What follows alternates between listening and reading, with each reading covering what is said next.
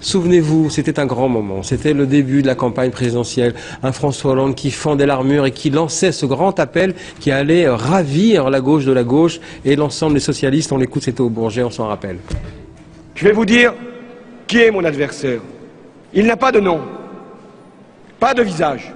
Cet adversaire, c'est le monde de la finance. Pourquoi vous voulez revenir là-dessus, Mickaël? Tout simplement parce qu'en fait, en cherchant bien, ils ont trouvé des noms, ils ont trouvé des visages, mais ils ont surtout aussi décidé que c'était pas un adversaire. Puisque vous prenez Monsieur Stéphane Macron, qui est secrétaire général adjoint de l'Élysée, aux côtés de Pierre-René Lemas, donc numéro 3 de l'Élysée, qui voit donc à peu près tous les jours François Hollande en le croisant au moins dans son bureau et en faisant des réunions avec lui. Eh bien, c'est un des plus jeunes, brillants banquiers issus de la banque Rothschild. Voilà, de ce fameux visage, ce fameux monde de la finance, n'est-ce pas, qui n'a pas de visage et pas de nom. Ça c'est encore pour l'Élysée, on se dit, bon, encore, mais alors encore plus savoureux, on va aux côtés d'Arnaud Montebourg. On regarde comment il a composé son équipe, Arnaud Montebourg, qui lui aussi a été le grand, pourfendeur de la finance, n'est-ce pas, et qui allait, son directeur de cabinet s'appelle Stéphane Israël, et il vient d'où? De la banque Rothschild également. Donc on voit bien que cette banque-là, qui effectivement a un visage, a des noms et au fond a surtout certaines qualités, eh bien est devenue pourvoyeur donc de collaborateurs de haut niveau et certainement talentueux aux côtés donc du nouveau pouvoir.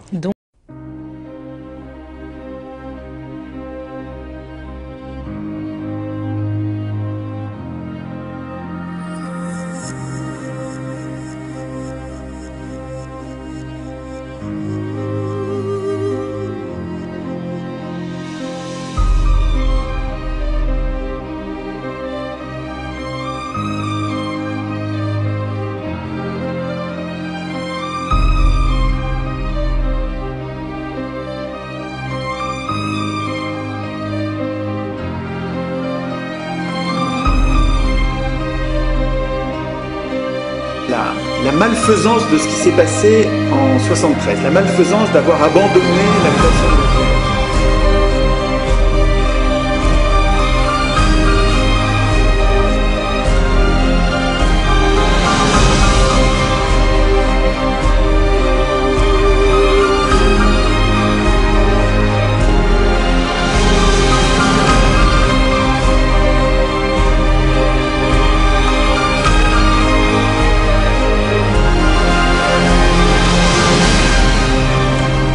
Depuis 1974 en France, mais depuis 1912 aux États-Unis, le pouvoir régalien d'un État qui est de battre monnaie et de se prêter à lui-même à taux zéro pour pouvoir faire des investissements productifs, qui est la condition de l'État-providence, d'une politique réellement sociale de partage, personne ne remet en cause cette chose-là qui est le fondement même d'un virage à gauche en politique. D'où vient la fin de l'État-providence en France? D'où viennent les inégalités et l'hyperendettement de la France? Uniquement parce que la France, comme les autres pays d'Europe, avant, empruntait pour ses investissements propres à taux zéro à elle-même, et c'était remboursé par la création de valeur ajoutée et le dynamisme économique. Aujourd'hui, elle est obligée par des lois scélérates, qui sont les trahisons de nos élites, d'emprunter sur le marché privé, aux banques privées, aux taux d'intérêt imposés par les banques. Vous voyez bien que ce qui plombe notre économie et ce qui a multiplié de manière spectaculaire notre dette, c'est le recours à l'emprunt auprès des marchés financiers. Ça n'était pas comme ça avant 1973. Donc, ah oui, ça n'était pas payé, madame, en intérêt de la dette, l'équivalent du capital tout de même. Est-ce qu'on continue dans le surendettement, comme beaucoup de ménages français, ou est-ce qu'on arrête cette situation et on rétablit la Banque de France dans sa mission qui était sa mission essentielle, avec la capacité de prêter à taux zéro. Avant, la Banque de France, publique, appartient aux Français, prêtait à l'État, pour des grands investissements publics, notamment ceux de la recherche du général de Gaulle, à 0%. Ce qui fait que l'État remboursait à la banque, mais ne payait pas d'intérêt. Et puis en 1973, on a décidé que la France ne pouvait plus se prêter à elle-même, et qu'il fallait passer par des intermédiaires, les banques privées. Et ces intermédiaires, ils se font payer très cher, avec des intérêts. Et quand on calcule, si on n'avait pas payé d'intérêt sur la plupart des dettes qu'on a contractées depuis 1973, il n'y aurait plus de dettes en France. Ce que personne ne dit, ou ce que l'on dit moins, c'est que dans cette augmentation, vous avez ici en violet, c'est le cumul des intérêts qui doivent être payés aux banques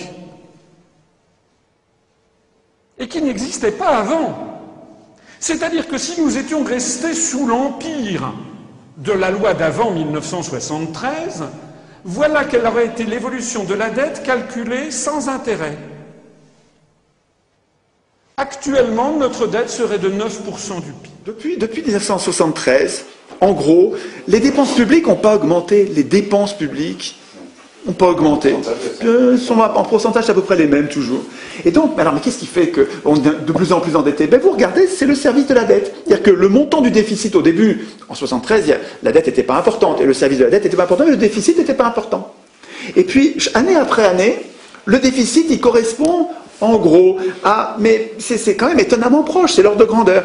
Le déficit de la France, de l'État France, correspond en gros, chaque année, au service de la dette.